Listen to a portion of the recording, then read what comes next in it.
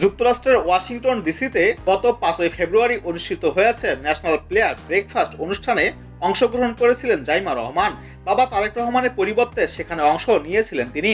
তার এই অংশগ্রহণকে ঘিরে রাজনৈতিক মহলে আলোচনা শুরু হয়েছিল, যদিও বিএনপি থেকে এখনো এ বিষয়ে কোনো আনুষ্ঠানিক ঘোষণা দেওয়া হয়নি। বিএনপি কি ভবিষ্যতের নেতৃত্ব খুঁজছে? পরিস্থিতি থেকে জোরাল ইঙ্গিত পাওয়া গিয়েছে।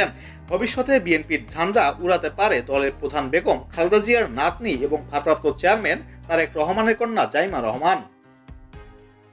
তাই রাজনীতিতে সক্রিয় হচ্ছেন এই ব্যারিস্টার। বিএনপির 3 শীর্ষ নেতা ভারপ্রাপ্ত চেয়ারম্যান তারেক রহমান, মহাসচিব মির্জা ফখরুল ইসলাম আলমগীর এবং স্থায়ী কমিটির সদস্য Amir Khasru Mahmud Chowdhury national prayer breakfast অনুষ্ঠানে অংশ নিয়েছিলেন।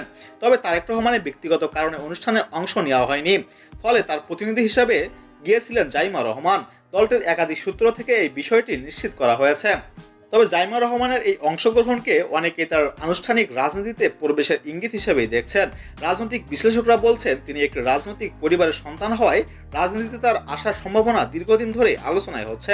আর উপমহাদেশের রাজনীতি মানেই পরিবারতন্ত্র।